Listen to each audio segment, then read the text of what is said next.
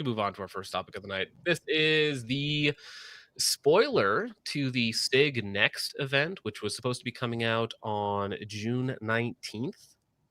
So this is going to be happening this week, next week, middle of next week. They're having their big Next event, which is, I guess, where they reveal all of the new products that are coming out. And Brandon somehow managed to get pictures of the main leak that most people are interested.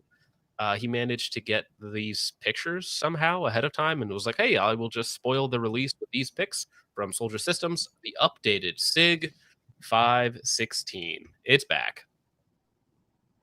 Wow, another AR. Wait, is it? I'm not Oh, super familiar. Is it piston driven? It's way worse. So the original Sig 516, which is on top, is mostly AR-like. Very cool. Actually, a product from Sig that I really like.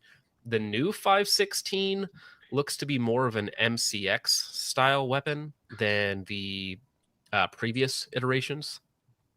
Okay. So this new generation, which the Sig 516 actually does still have some military contracts, this thing is just kind of hideous. It does like, not really look pretty. ugly. It has a completely redesigned bolt, forward assist, ejection, shell deflector, which is really obnoxious. And then it has this upper receiver that for some reason is like 2 inches taller. That's what it looks like. It's probably like a half inch to 3/4 of an inch. Fat? Is it a piston-driven system, like because it doesn't have a folding stock, so its spring is in there? No. So the 516 is more AR-like than the MCX platform. So it does still utilize the buffer tube. Think like a HK 416 because it was actually so for the Sig 516 actually had the same designers as the HK 416, but then Sig bought them out and they updated it. And then Caracal, which is in the UAE, they bought those designers out again and they built the Caracal 816. So the 516 originally was kind of like a Gen 2 HK 416, and I think it's actually better than the 416 in a lot of ways. But this one is looks very unique. And if we look on the left side, for some reason, they decided to add in both side charging, like the spear, and rear charging. So you have this dual charging system with this hideously tall upper receiver and handguard. The handguard itself looks like it's semi-monolithic, although I guess not really. It just indexes, into the upper receiver. So it is still two separate parts, because you can see the line here. But so it indexes into the upper receiver somehow. So what's funny is the 516 Gen 2 or whatever they are going to call it probably has a way better rail than the actual Spear or MCX, because both of those have had problems since their inception. So it's an interesting blend of ugliness, and if I wasn't so down on Sig, it might be interesting. As people are saying in the chat, 300 built-in MOA. Yeah, sometimes yeah, that height over board measured in yards. Yes, it's they took the 516, which is again just a generic AR but with a piston system slapped into it, and a pretty good one at that. But they made it look way worse. Wild. Yeah, the P321. That would actually this would actually be a really funny time for them to try and win back support by coming out with some other product. Now, if they brought out a P320 chassis like the Flux Raider or whatnot, and it was like under $1,000, I think a lot of people would be very, very happy about that. Very, very happy. I think that they just seen the market share that Flux Raider was getting off of their 365 thing, the little thing that Ian's competing with now, and they're like, "Hey, that could be our money." Basically, yeah. They have a few other little teasers out. Some optic. People are theorizing that maybe they are going to bring back their battle series of their prisms. If you guys remember those from back in the day, Sig had a full line of prism optics that kind of competed with like Burris and not really ACOGs, but maybe the Steiner and a few other of those big full-size prism sites. So maybe they'll bring something like that back. Who knows?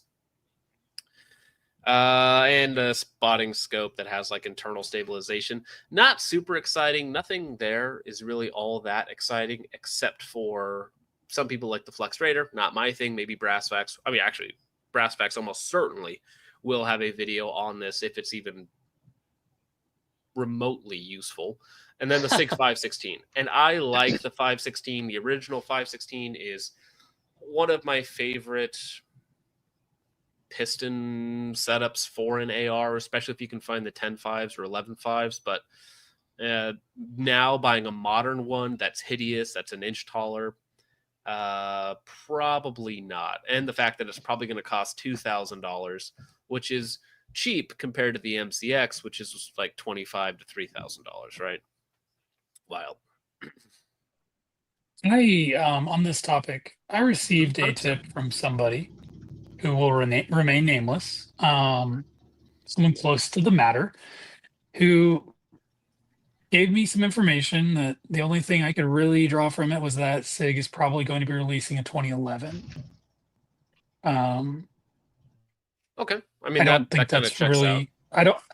Cool. Yeah, I don't think that's really what anybody wants because 2011s are kind of gay and retarded. But I think. Well, I there's that. actually disagree. I actually disagree with you on that because 2011s are just getting more and more popular, right? We went from having like 2, 3 main brands to now having like import 2011s. We have cheap 2011s. We have 2011s for $500. We have the mid range. Now we have like 10 brands or more, probably 12 to 13 brands that you can go and get a somewhat mediocre 2011 from. I think there is a huge spot in the marketplace for that.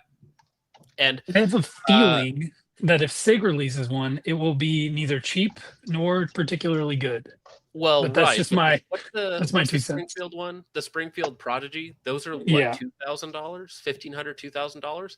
And I am sure that Springfield sold a lot of them because they are a cheap 2011, right? Because even a basic staccato goes for $2,500, and a staccato is not an expensive 2011. It's an expensive handgun, but it's a mid-range in terms of 2011s. So I think Sig sees a void in the marketplace, and if they can make a steel frame for $1,500, $2,000, I think they are going to sell a lot of them. And especially if they're hammer fired, steel frame with a Series 70 trigger, so it's actually drop safe. It's harder to screw up somebody else's design than to keep working off of your own P320, right? And we've actually seen a lot of departments switch from, Glocks, MMPs, P320s to staccatos, and staccatos are marketed directly towards law enforcement. So Sig is like, well, people are dropping literally and figuratively our P320s, so maybe we should try and get back some of that market with a 2011. That actually makes sense. I can see them doing that.